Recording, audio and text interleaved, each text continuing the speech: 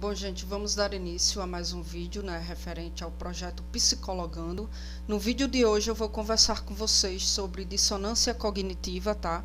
Que é um assunto abordado na psicologia social.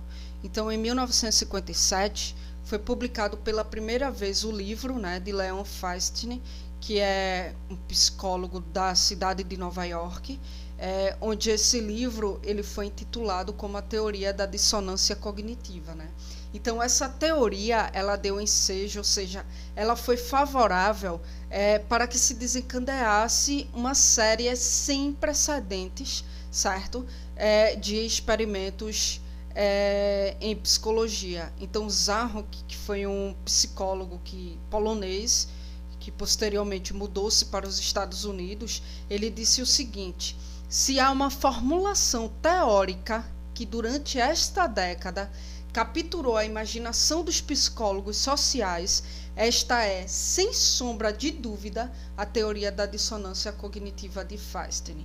Então, apesar de receber críticas severas, né, não é possível negar o valor dessa teoria dentro do âmbito da psicologia. Então, essa é uma teoria também que conta com grande apoio empírico, ou seja, o grande apoio subjetivo que tem recebido através de experimentos realizados para testar suas proposições, ou seja, suas propostas, né? Então, o ponto central da teoria de Feistner é que procuramos um estado de harmonia em nossas cognições, né? Então, o termo cognição, como eu já falei em vídeos posteriores, né, ele é definido como qualquer conhecimento ou opinião ou crença acerca do ambiente ou acerca da própria pessoa ou acerca do seu comportamento, certo? Então, Zarock, ele apresenta um resumo, né, das principais proposições de Feistner com relação à teoria da dissonância cognitiva. Então, ele resume da seguinte forma: dissonância cognitiva é um estado desagradável, certo? Por isso que o ponto central dessa teoria é que estamos sempre em busca de um equilíbrio, né? Então, havendo dissonância cognitiva, diz Zarock, o indivíduo ele tenta reduzi-la ou eliminá-la e aí ele se comporta de forma a evitar acontecimentos que venham aumentar essa dissonância cognitiva. Ou seja, quando nos encontramos em um estado desagradável, a gente vai tentar reduzir essa sensação ou eliminar. E aí a gente vai buscar um comportamento onde possa ser evitado o aumento dessa sensação desagradável, né? Então, havendo consonância, ou seja, concordância, equilíbrio, né, o indivíduo ele se comporta de uma forma que possa ser evitado acontecimentos que possam provocar a dissonância cognitiva, né? Então, Zarock ainda diz que a severidade ou a intensidade da dissonância cognitiva varia de acordo, né, com a importância das cognições em relação dissonante, ou seja, ele diz que a severidade e a intensidade da dissonância, ou seja, desse estado desagradável, vai variar de acordo com a importância das cognições que estão em desarmonia umas com as outras, né? E também vai variar de acordo com o número relacionado às cognições que estão em relação, ou seja, em falta de harmonia, certo? Então, o Zarock ainda diz que dissonância cognitiva só pode ser reduzida ou eliminada através do acréscimo de novas cognições, certo? Ou a mudança das cognições existentes. Então, se eu estou em dissonância cognitiva, se eu consigo detectar onde o desequilíbrio dessas cognições e eu venho a acrescentar novas cognições, então aí a dissonância cognitiva, esse estado desagradável, ele pode ser reduzido ou eliminado a partir do momento que eu acrescento novas cognições, né? Ou então eu traga uma mudança, uma reorganização, uma reestruturação com relação às cognições existentes, né? Então, gente, o Zanrock ainda diz que o acréscimo de novas cognições, né, reduz a dissonância se caso as cognições acrescentadas adiciona um certo peso, né, a um lado, ou seja, se essas cognições acrescentadas elas possam exercer um determinado peso, onde possa assim diminuir as proporções de elementos cognitivos que estão em estados dissonantes, né? Ou então as novas cognições mudam a importância dos elementos cognitivos, né? A partir do momento que eu adiciono novas cognições, se essas cognições mudam a importância dos elementos cognitivos que estão dissonantes umas com as outras, aí eu consigo reduzir ou até mesmo eliminar a dissonância cognitiva. Então, a mudança, isso ainda Zanrock diz que a mudança de cognições existentes reduz dissonâncias e aí, né, o seu novo conteúdo faz com que se torne menos contraditórios entre si essa dissonância a qual eu me encontro ou a sua importância diminuída, né? Ou seja, a importância das cognições posteriores passam a ser diminuída a partir do momento que eu adiciono novas cognições, né? Para que assim ocorra uma mudança no que se refere a esse desequilíbrio, para que assim eu possa entrar em um estado de equilíbrio, né? E aí, gente, se não é possível o acréscimo de novas cognições, quando eu falo desse acréscimo de novas cognições, é porque de repente assim, a gente viu que cognições está relacionado a opiniões, a crenças e enfim. Se tu tem uma opinião, onde essa opinião com relação a um determinado objeto, ou essa crença que esteja relacionado a um determinado objeto, esteja em desequilíbrio, e tu adiciona uma nova opinião com relação a esse determinado objeto, né? Então aí tu muda o estado em que tu encontra no momento referente a esse desequilíbrio. Porque a partir do momento que tu tem a tua opinião em desequilíbrio e tu vai em busca de novas informações e tu passa a construir novas opiniões acerca desse objeto, então, consequentemente, essas novas opiniões, ou seja, essas novas cognições, vai te trazer um maior estado de equilíbrio, né? Mas se não é possível o acréscimo dessas novas cognições ou a mudança das existentes, ou seja, de repente uma mudança de opinião através de um processo passivo, aí tu vai recorrer a comportamentos, né, que tenham consequências cognitivas que favoreçam um estado consoante, ou seja, um estado de equilíbrio. Como, por exemplo, como eu falei, a procura de novas informações é um exemplo de tal comportamento. Se tu tem uma crença, uma opinião com relação a um dado objeto, mas essa opinião, querendo ou não, te traz uma certa desagradabilidade, um certo estado desagradável, né? Mas aí tu vai em busca de novas informações, né? Para que aí isso possa te favorecer um estado consoante, ou seja, um estado de equilíbrio. Então, as 3 maiores contribuições no sentido de aprimorar a teoria da dissonância cognitiva foram feitas por Brehren. Eu não sei se é bem assim que se pronuncia, né, mas foi feita por Brehren, por Cohen, por Feinstein e por Aronson, né? Então, a grande contribuição de Brehren e Cohen foi a de ressaltar a ideia de compromisso, ou seja, se tu não tem um razoável grau de compromisso, ou seja, de envolvimento no que se refere a tuas cognições que estão, de uma certa forma, dissonantes, não há por que falar em dissonância cognitiva, né? Se tu tem uma opinião acerca de um objeto, né? E aí, enfim, tu não tem um certo envolvimento com essa opinião, um certo compromisso com essa opinião, não tem por que falarmos de dissonância cognitiva, né? Não tem por que afirmarmos que essa tua opinião está te levando a um estado desagradável, a um estado de desequilíbrio, se tu não tem um certo compromisso ou um certo envolvimento com essa opinião, ou seja, com essa cognição.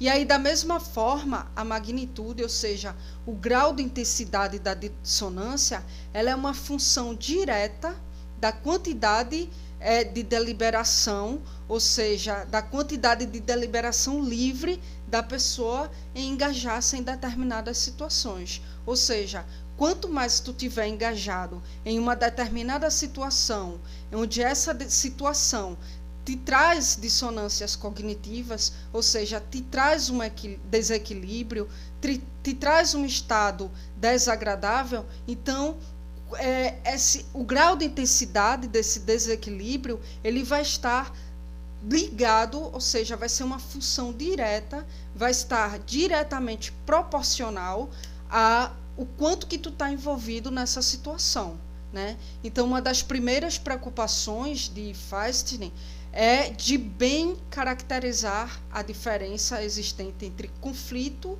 e dissonância, né? Há uma diferença entre conflito e dissonância, e Feisty, ele vem se preocupar em caracterizar essa diferença, né? Ou seja, antes de uma pessoa tomar uma decisão, ela se encontra no estado de conflito, né?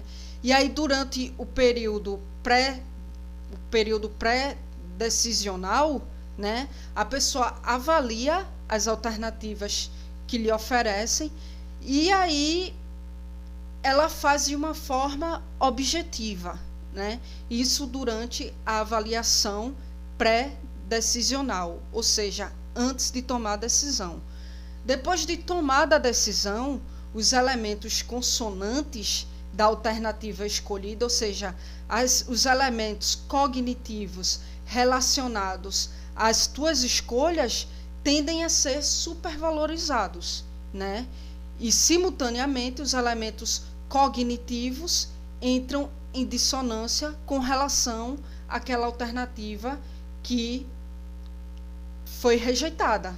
E aí, esses elementos que estão ligados à avaliação que foi feita, à alternativa que foi rejeitada, tendem a ser desvalorizados, né? Então, outro ponto ressaltado por Feisty é o que está relacionado ao momento em que se iniciam os mecanismos de redução de dissonância, né? Ou seja, a rapidez com que tais mecanismos são desencadeados, né? Ele diz que, tendo havido suficiente exame das alternativas no período pré-decisional, o aparecimento dos mecanismos de redução de dissonância, né, se seguem imediatamente à decisão, ou seja, tu examina as alternativas, né? Isso no período pré-decisional, ou seja, antes de tomar a decisão. E aí, o aparecimento dos mecanismos da redução de dissonância, ou seja, do estado de desequilíbrio, essa redução se segue a partir do momento que foi tomada a decisão, né? Então, quanto mais confiante a pessoa se sente em relação a uma questão, menos ela evitará expor-se à informação dissonante, né? Porque se tu faz uma escolha onde tu não está tão confiante assim com relação a essa escolha, após a escolha, tu tende a aumentar a tua dissonância cognitiva, porque tu não está tão confiante assim. Quanto mais confiante você tiver diante de uma escolha, né, menos você vai ter uma dissonância cognitiva, ou seja, um estado de desequilíbrio ou desagradável após a decisão. Então, Aronson, ele ressalta o papel do eu, né, no fenômeno da dissonância cognitiva. Ou seja, para Aronson, para ele, a dissonância decorre do fato de nós não gostarmos de parecer estúpidos ou imorais, né? Ou seja, quem faz uma má escolha, né, ou se comporta de maneira reprovável, necessariamente experimenta a dissonância. Por quê? Porque você estará pouco esclarecido, tratando-se de uma má escolha, né? E você vai se sentir imoral, tratando-se do comportamento de maneira reprovável. E aí, por conta disso, você sente essa dissonância, essa sensação desagradável. Então, a teoria da dissonância, ela procura esclarecer, né, o que se segue psicologicamente ao processo de decisão, tá? Então, na maioria dos casos, quando optamos por uma dentre duas alternativas, depois de ponderar os prós e os contras de cada uma, tendemos a ressaltar todas as características, né, atraentes da alternativa escolhida e a desvalorizar a alternativa rejeitada. Então, aí verifica-se uma ampla diferença, né, de julgamentos acerca da atratividade das alternativas, quando feitas depois da decisão, referente ao julgamento que foi feito antes da decisão. E aí, para ilustrar essa afirmação, existem inúmeros experimentos que comprovam isso. E um dos experimentos foi o clássico experimento, né, conduzido por Brenner, onde os sujeitos eles eram solicitados a fazer duas avaliações, né, duas avaliações da atratividade de 8 produtos de valor semelhante a $20 cada um. Então, a primeira avaliação foi feita no período pré-decisional, certo? Ou seja, antes de tomar a decisão da escolha do produto. E a segunda, depois de os participantes terem sido solicitados a escolha para si apenas um entre dois dos produtos avaliados, né? Então, a fim de variar a magnitude, ou seja, o grau de intensidade da dissonância, para um grupo experimental, Brenner, ele fez o quê? Ofereceu a escolha dos sujeitos, né, de 2 produtos, né, cuja avaliação prévia, ou seja, a avaliação antes da decisão, havia sido semelhante, né? Ou seja, tinha 8 produtos lá e eles avaliaram, antes de escolher o produto, eles avaliaram os 8 produtos. E aí, depois dessa avaliação pré-decisional, antes da decisão, Brenner chegou para um grupo e disse assim, olha, escolhe entre esses 2 produtos. Ele pegou 2 produtos que foi avaliado de forma muito semelhante, onde a avaliação dos sujeitos acerca dos 2 produtos foi bastante semelhante, sem muita diferença.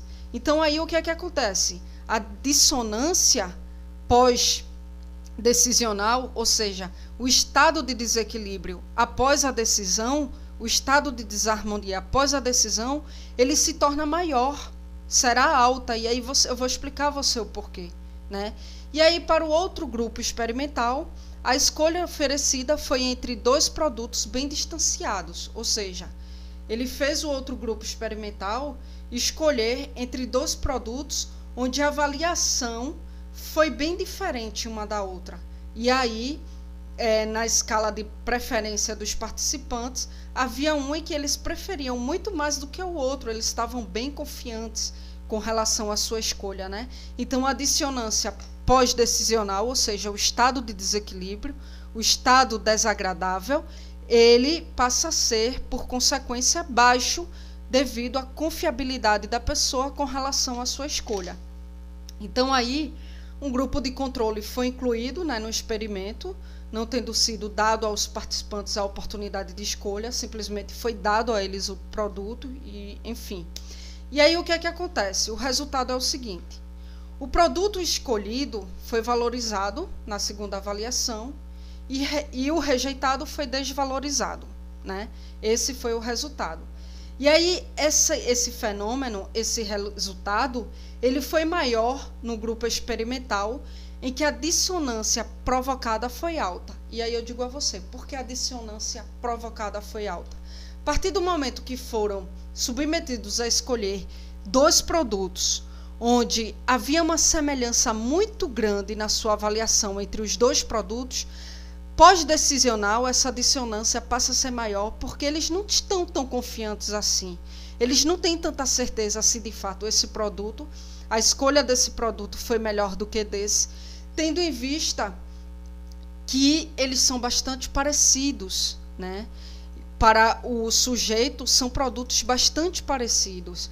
Então, a partir do momento que eles escolhem, são submetidos a escolher esses 2 produtos, a dúvida deles é maior, por conta da qualidade do produto, que são muito parecidas, né? Então, a dissonância, o estado de desequilíbrio, ou, enfim, a desarmonia, passa a ser maior após o período decisional, após tomar a decisão, né? E aí eles tendem por uma questão de autoafirmação e por uma questão de reduzir essa dissonância, eles tendem a supervalorizar, né, o produto escolhido e a desvalorizar o produto rejeitado. Ou seja, a avaliação pós-decisional, ela passa a ser bem diferente da pré-decisional. Enquanto que os produtos são bem parecidos em termos de avaliação, após a decisão, a fim de reduzir esse estado de desequilíbrio, essa dissonância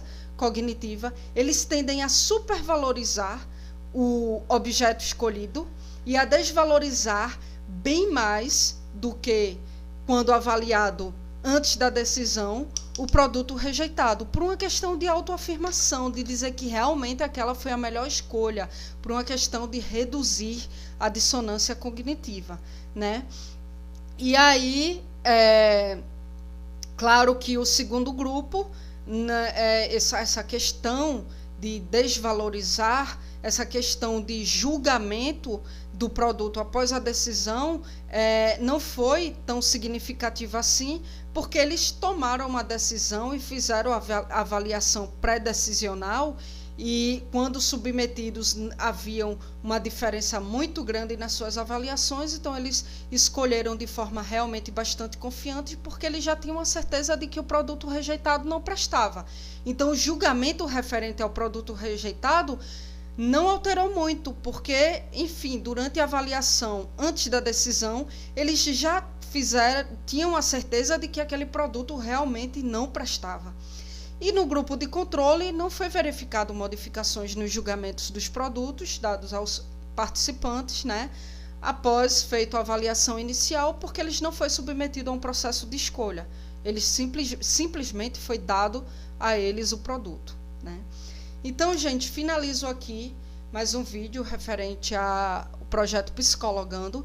Quem quiser entrar em contato comigo pode me adicionar no Facebook, deixarei o link do meu perfil nos comentários do vídeo, certo? Ou então pode entrar em contato comigo através do meu e-mail, que é o anacarla.araújo2803@gmail.com.